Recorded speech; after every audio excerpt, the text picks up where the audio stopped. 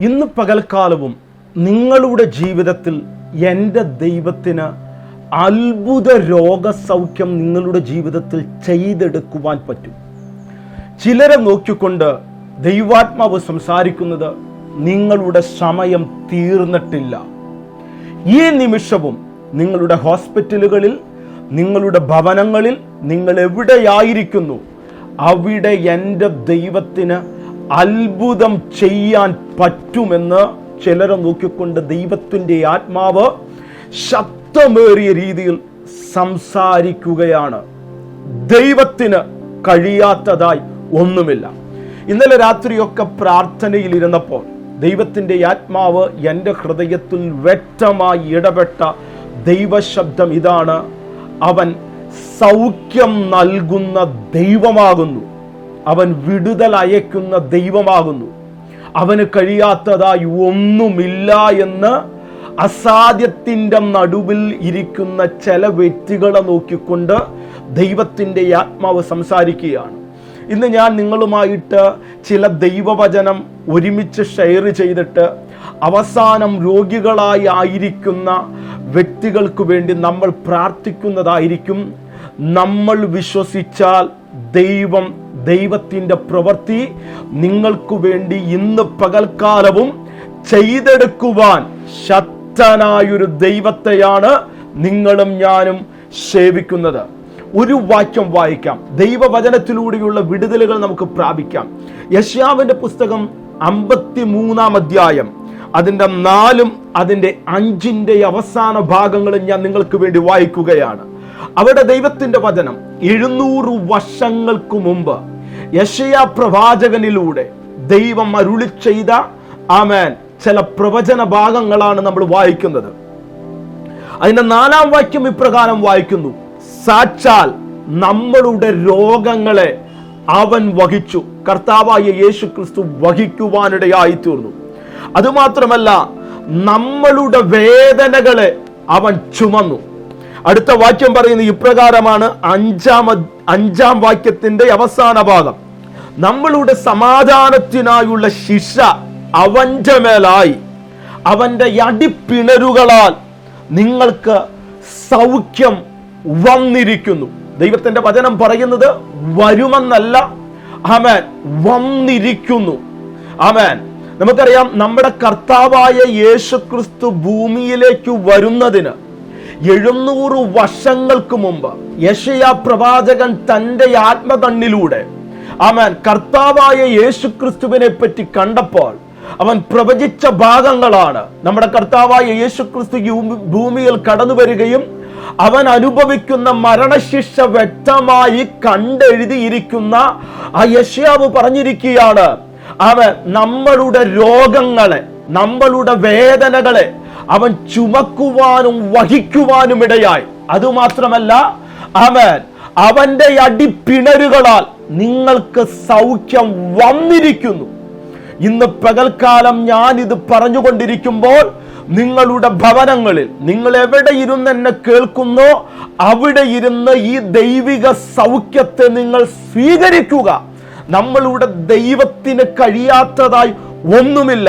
നമുക്കറിയാം, മാർത്തയുടെയും മറിയുടെയും ഭവനത്തിലേക്ക് യേശു ക്രിസ്തു കടന്നുപോയപ്പോൾ അവിടെ പറയുന്ന ഇപ്രകാരമാണ്, തന്റെ സഹോദരൻ മരിച്ച് 4 ദിവസമായി. എന്നാൽ യേശു പറയുന്ന പദം ഇതാണ്: വിശ്വസിച്ചാൽ നീ ദൈവത്തിന്റെ മഹത്വം കാണും. എങ്ങനെ? 4 ദിവസം മരണത്തിന് അടിമപ്പെട്ടുകൊണ്ട് കല്ലറയ്ക്കകത്തായിരിക്കുന്ന ലാസറിന്റെ ഭവനത്തിൽ കടന്നു വന്ന് യേശു പറയുന്നത്, മാർത്തയെ, മറിയേ, നീ വിശ്വസിച്ചാൽ മതി, നിന്റെ ജീവിതത്തിൽ നീ ദൈവപ്രവൃത്തി കാണാൻ വേണ്ടി പോകുകയാണ്. ഇന്ന് ഞാൻ ഇത് പറഞ്ഞുകൊണ്ടിരിക്കുമ്പോൾ നിങ്ങളുടെ അവസ്ഥ എങ്ങനെയുള്ളതാകട്ടെ, ഏത് ഹോസ്പിറ്റലുകൾ നിങ്ങളെ തള്ളിയതാകട്ടെ, നിങ്ങളുടെ ജീവിതത്തിൽ ഇനി ഒരു രക്ഷയില്ലെന്ന് നിങ്ങൾക്ക് തന്നെ തോന്നലുണ്ടാകുന്ന അനുഭവങ്ങളിൽ കൂടി കടന്നു പോകുന്ന വ്യക്തിയാകട്ടെ നിങ്ങൾ, ദൈവത്തിന്റെ വചനം പറയുന്ന ഇപ്രകാരമാണ്: നിങ്ങൾ വിശ്വസിച്ചാൽ ദൈവത്തിന്റെ മഹത്വം ഇന്ന് പകൽക്കാലം നിങ്ങളായിരിക്കുന്ന ഭവനങ്ങളിൽ, ഹോസ്പിറ്റലുകളിൽ എവിടെയായിരിക്കുന്നു അവിടെ നിങ്ങൾ കാണുവാൻ വേണ്ടി പോകുകയാണ്. ഹല്ലേലൂയ. ഞാനിത് പറഞ്ഞുകൊണ്ടിരിക്കുമ്പോൾ തന്നെ വ്യക്തികളിലേക്ക് ദൈവശക്തി കടന്നു വരട്ടെ, വ്യക്തികളിലേക്ക് ദൈവപ്രവൃത്തി വെളിപ്പെടട്ടെ.